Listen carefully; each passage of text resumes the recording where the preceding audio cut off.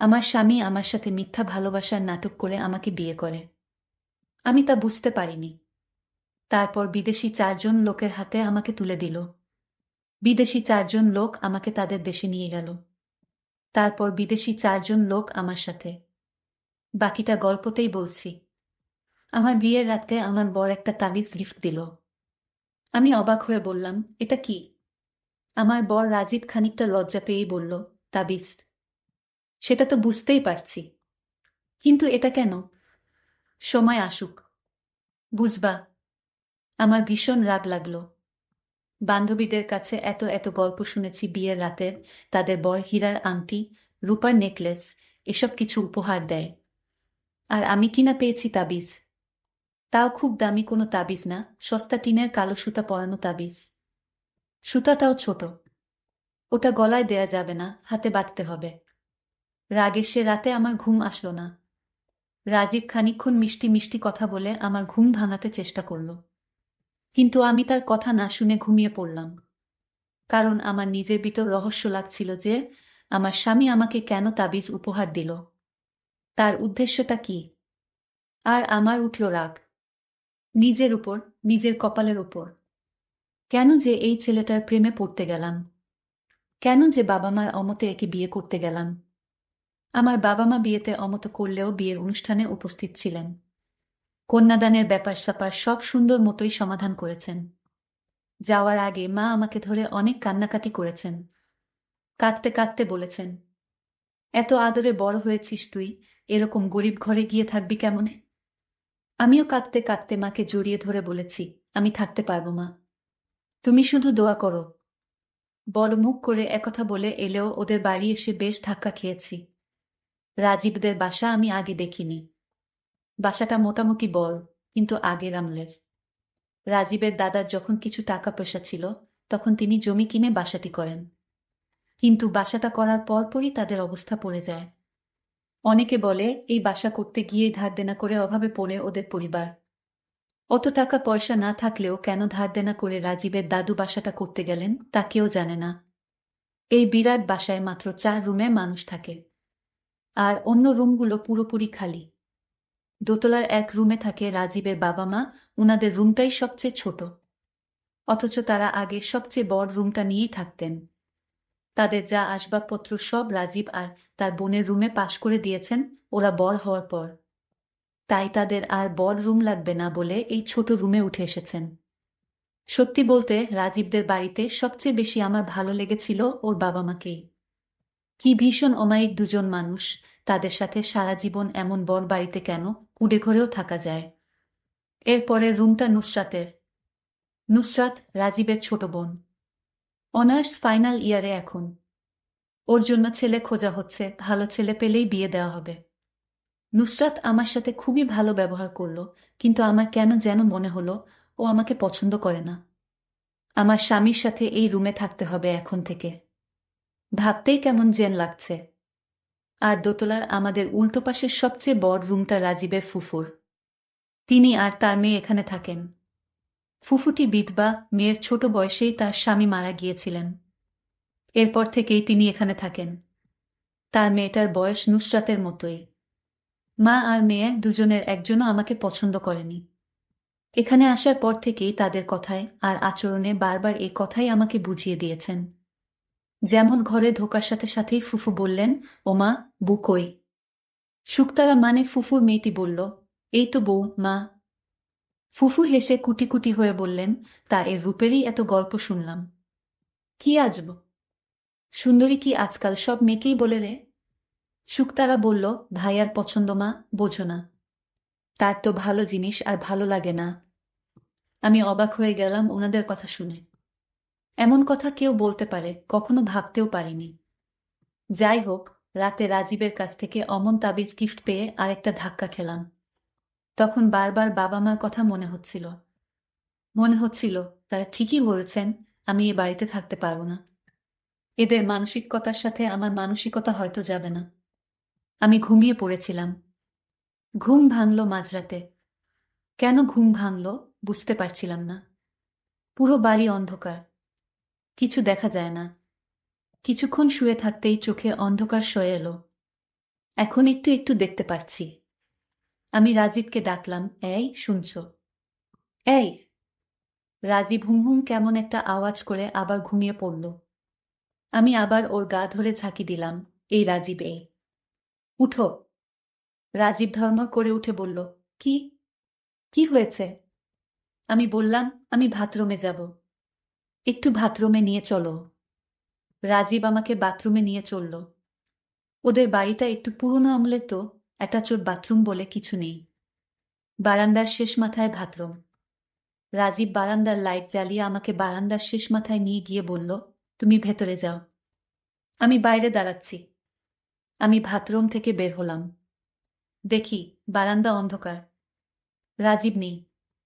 ওদের বাড়ির আশেপাশে তেমন বাড়ি বা ল্যাম্পপোস্টও নেই যে বারান্দাটায় একটু আলো আসবে।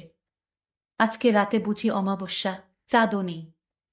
বারান্দায় ঠিকঠিকে অন্ধকার। আমি বাড়ির দেওয়াল হাতড়ে একটু একটু করে আমাদের রুমের দিকে যেতে থাকলাম।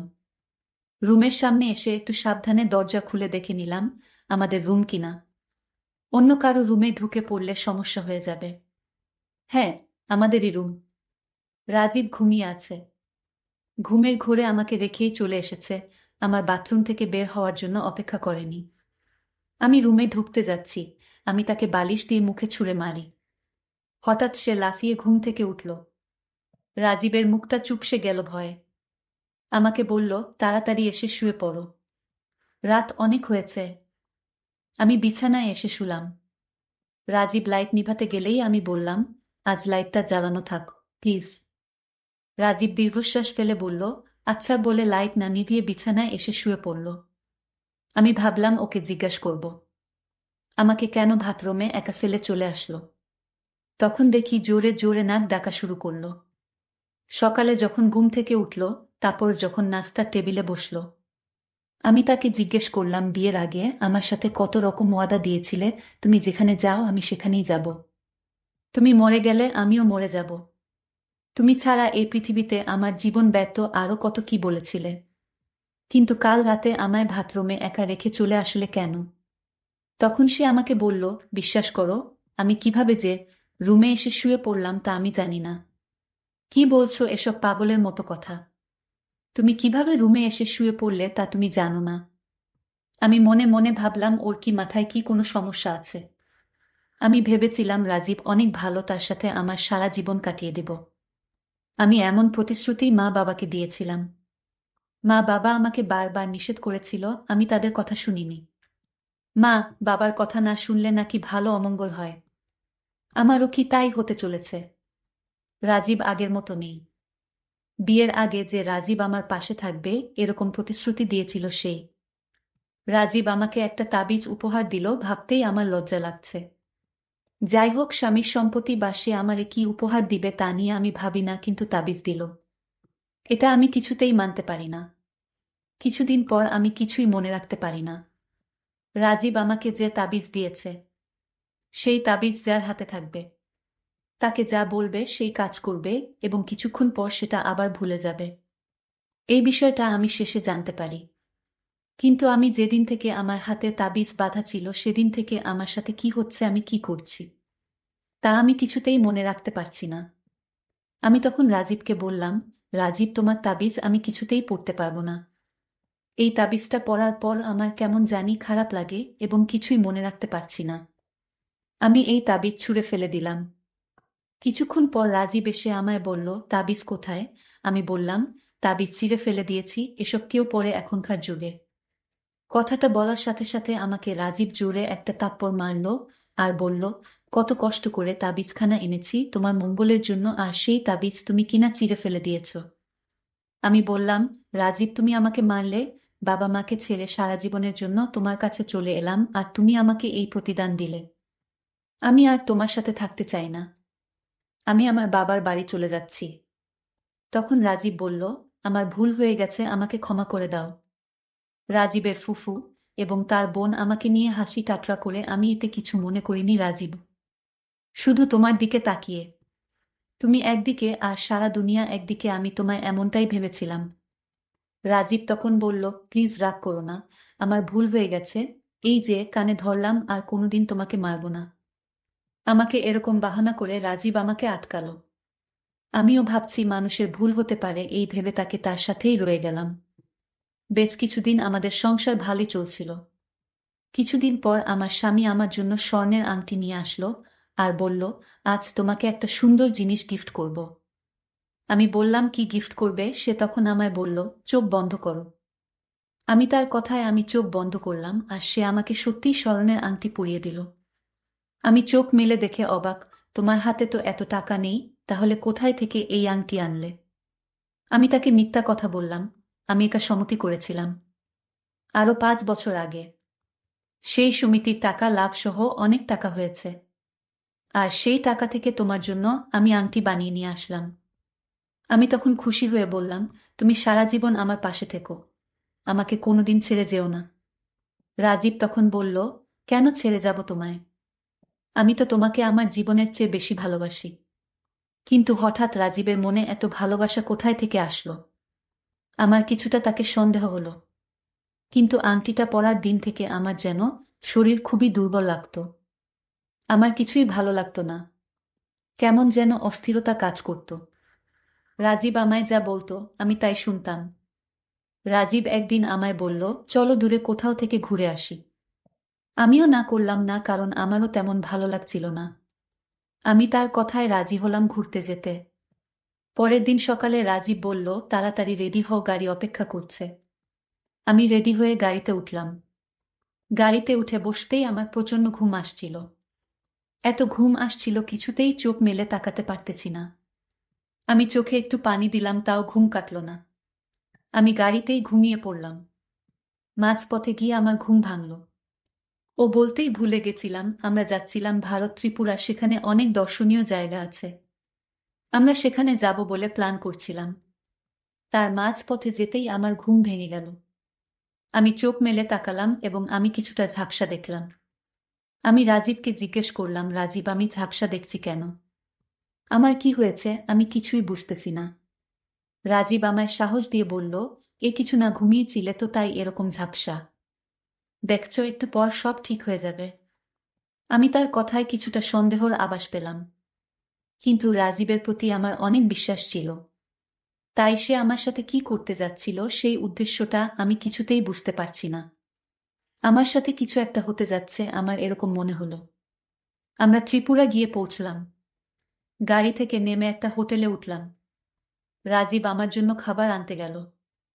আমাকে অবশ্যই বলেছিল, চলো একসাথে গিয়ে রাতের খাবারটা খেয়ে আসি। আমি বলেছিলাম, না রাজীব, আমি খুব টায়ার্ড, আমি কিছু খাবো না। তারপরও রাজীব বলল, রাতে কিছু না খেয়ে ঘুমা, শরীরের অনেক ক্ষতি হবে। আমাকে এভাবে নানা রকমভাবে বুঝালো। আমাকে হোটেলে রেখে সে খাবার আনতে গেল। আমি হঠাৎ লক্ষ্য করলাম রাজীব ফোনে কার সাথে যেন আলাপ করছে। বলছে, আপনাদের জিনিস আমি নিয়ে এসেছি, আপনার কাল সকালে ত্রিপুরা পাহাড়ে থাকবেন। আমি এই কথা শোনার পর আমি ভাবলাম, রাজীব তো কিছু নিয়ে আসেনি, তাহলে কি জিনিসের কথা বলল? আমার মনে এক অদ্ভুত ভয় কাজ করছিল। যেই কথাটা কিছুক্ষণ আগে শুনলাম সেই কথাটা পরক্ষণেই ভুলে গেলাম। আমি বুঝতে পারলাম না আমাকে নিয়ে বিদেশি লোকদের সাথে কথা চলেছে, কারণ আমার সাথে যা ঘটছে তা আমি কিছুক্ষণ পরেই ভুলে যাই। এটার কারণ তো আমি খুঁজে পাচ্ছি না। আমার মনে মনে সন্দেহ হতে লাগলো। স্বর্ণের আংটি পরার পর থেকেই আমার এমন হচ্ছে। আমি সাথে সাথেই আংটিটা খোলার চেষ্টা করছি, কিন্তু কিছুতে আংটি খুলতে পারছি না। আমি অনেক চেষ্টা করলাম আংটিটা খোলার জন্য, কিন্তু আমি ব্যর্থ হয়েছি, আংটি খুলতে পারিনি। আমার আর বুঝতে বাকি রইল না, আমার স্বামী আমাকে আংটি দিয়ে বশ করেছে। তাই সে আমাকে যা বলে আমি তাই শুনি। রাজীব খাবার নিয়ে রুমে আসলো। আমি বললাম, তুমি কার সাথে ফোনে কথা বলছিলে? রাজীব বলল, আমার বাল্যকালের বন্ধুর সাথে কথা বলছি। তা তোমার বন্ধুকে কি জিনিস দিবা? আরে এ কিছু না খেয়ে তুমি ঘুমাও তো, কাল সকালে তোমাকে নিয়ে ঘুরতে হবে। আমি বললাম, রাজীব, তুমি আমার কাছে কিছু লুকানোর চেষ্টা করছো। সে আমার কোনো কথার উত্তর না দিয়ে ঘুমিয়ে পড়ল। আমি মনে মনে ভাবলাম, মিথ্যা ভালোবাসার নামে সে আমাকে কোথাও বিক্রি করে দিতে চাইছে। সে ঘুমিয়ে পড়ল, কিন্তু আমি চাইলাম, আমি এখান থেকে পালাবার চেষ্টা করলাম। দরজা কিছুতেই খুলতে পারলাম না। দরজা খুলতে পারিনি তার একটাই কারণ, আমার হাতে আংটি পরা, সেই জন্য। এই আংটির ভিতরে অবশ্যই কিছু মন্ত্র পড়া আছে। আমাকে আংটি পরিয়ে আটকিয়ে রেখেছে। সকাল হলো, আমাকে নিয়ে রওনা হলো ত্রিপুরা। আমি রাজীবকে বললাম, রাজীব, আমার কিছুই ভালো লাগছে না, তুমি আমায় একটু হেল্প করবা? সে বলল, কি বলো? আমি বলেছিলাম আমার হাতের আংটিটা খুলে দাও। সে সাথে সাথে বলল, এই আংটি টাকা দিয়ে কিনে এনেছি, কি না পড়ে থাকার জন্য। আমি অনেক রিকোয়েস্ট করলাম আংটিটা হাত থেকে খুলে দিতে। যদি আংটিটা হাত থেকে খুলে দিত তাহলে হয়তো আমি এখান থেকে পালিয়ে যেতে পারতাম। কিন্তু এই আংটি দিয়ে আমাকে তার জালে বন্দি করে রেখেছে। যা করতে হয় রাজীবকে বলে করতে হয়। রাজীব এমন হবে আমি ভাবতেও পারিনি। তারপর আমরা ত্রিপুরা গিয়ে পৌঁছলাম এবং সেখান গাড়ি থেকে নামলাম। তখন দূর থেকে 4 জন বিদেশি লোক আমাদের দিকে আসতে লাগল। কাছে এসে রাজীবকে জিজ্ঞেস করল কোথায় সে। আমাকে লক্ষ্য করে বলল, আমার পাশে দাঁড়িয়ে আছে আমার স্ত্রী। 4 জন লোক রাজীবকে এক সুইটকেস টাকা হাতে তুলে দিল। আমি শুধু তাকিয়ে দেখছিলাম, কিছুই বলতে পারিনি। তখন 4 জন লোক আমাকে তাদের গাড়িতে তুলে নিয়ে চলে যেতে লাগলো। রাজীব আমাকে টাকা দিল। আমি তাদেরকে জিজ্ঞেস করলাম আমাকে কোথায় নিয়ে যাচ্ছেন। তারা বলল, চুপ থাক, কথা বলবি না, সব জানতে পারবি। 4 জন বিদেশি লোক আমাকে বিমানে উঠালো। আমি শুধু তাকিয়ে দেখছিলাম। আমাকে নিয়ে গেল নাইজেরিয়া দেশে। আমি তাদেরকে বললাম, আমাকে এখানে আনলেন কেন? আমি আপনাদের তো কোনো ক্ষতি করিনি। আমি কান্না করে বললাম, প্লিজ আমাকে নিজের দেশে দিয়ে আসুন। তখন 4 জনের মধ্যে একজন লোক আমাকে বলল, আজ থেকে এটাই তোর দেশ, তুই এখানেই থাকবি এবং আমাদের 4 জনের সেবাযত্ন করবি। আজ থেকে এটাই তোর চাকরি। আমাদের কথার অবাধ্য হলে ভালো হবে না। আমি ভয় পেয়ে বললাম, ঠিক আছে, আমি আপনাদের কথা শুনব। তারপর রাত হলো, আমার কিছুতেই ঘুম আসছে না। তখন 4 জনের মধ্যে একটি লোক 12 ইঞ্চি একটা ছোট ল্যাপটপ আমার সামনে এনে দিল এবং ল্যাপটপে একটা ভিডিও ছেড়ে দিল। ভিডিওটি দেখার সাথে সাথে আমি হাউমাউ শব্দ করে কান্না করতে শুরু করি। আমি অজ্ঞান হয়ে পড়ি। আমার যখন জ্ঞান ফিরল তখন আমার উঠতে কষ্ট হচ্ছিল। আমার শরীরের কোনো শক্তি পাচ্ছিলাম না। আমি বুঝতে পেরেছিলাম আমার সাথে কি হয়েছিল। কিন্তু আমার মনে একটাই প্রশ্ন, আমার স্বামী আমার সাথে এমন প্রতারণা কেন করল? আমি 4 জনের একজনের কাছে অনুরোধ করছিলাম যে কিসের জন্য আমার স্বামী আপনাদের হাতে আমায় তুলে দিল, এতে তার কি লাভ, এটা জানার জন্য। তখন তাদের মধ্যে থেকে একটি লোক আমাকে একটি চিঠি দিয়ে বলল, তোর স্বামী আমাদেরকে এই চিঠিটা দিয়েছিল। আমি চিঠিটা খুলে যা দেখলাম তা দেখে আমার মনে হলো আকাশ ভেঙে আমার মাথায় পড়ল। আমি চিঠিটা পড়লাম, তাতে লেখা ছিল, প্রিয় নিশি, আমি জানি তুমি ভালো নেই, কারণ তুমি যেখানে আছো সেখানে ভালো থাকার কথা না। আমি তোমার সাথে প্রেমের নাটক করেছি। ভালোবাসার নাটক করার উদ্দেশ্য ছিল আমি তোমাকে ওদের হাতে তুলে দেওয়া, কারণ আমি তোমাকে সত্যিকারে ভালোবাসিনি। আমি জানি এই কথাগুলো শুনে তোমার খুব কষ্ট হবে, কিন্তু এছাড়া আমার কোনো উপায় ছিল না। আজ থেকে 5 বছর আগে আমার বোন তোমার বড় ভাই রাকিবকে খুব ভালোবাসত, কিন্তু তোমার ভাই মিথ্যা ভালোবাসার নামে আমার বোনকে ধোঁকা দিয়েছে। আমার নিষ্পাপ বোনটি পৃথিবী ছেড়ে চলে গেল ওপারে। কেন তোমার ভাই এমনটা করলো বলতে পারো? আমি জানি তোমার কাছে কোনো উত্তর নেই, আর তাই আমার বোনের প্রতিশোধ নিতে তোমার সাথে আমি ভালোবাসার অভিনয় করি। আমি তোমার সাথে অভিনয়টা করতাম না, কিন্তু আমার বোনের আত্মা স্বপ্নে আমাকে এসে বলতো, ভাইয়া তুই প্রতিশোধ নে। আমি আমার বোনের আত্মার শান্তির জন্যই এই অভিনয় করেছি। এতে যদি আমার ভুল হয় তাহলে আমাকে ক্ষমা করে দিও। প্রিয় বন্ধুরা, আমি তোমাদের জন্য প্রতিদিন কষ্ট করে ভিডিও তৈরি করি। যদি আমার ভিডিওগুলো ভালো লাগে তাহলে আমার চ্যানেলটি সাবস্ক্রাইব করে পাশে থাকবেন। ধন্যবাদ।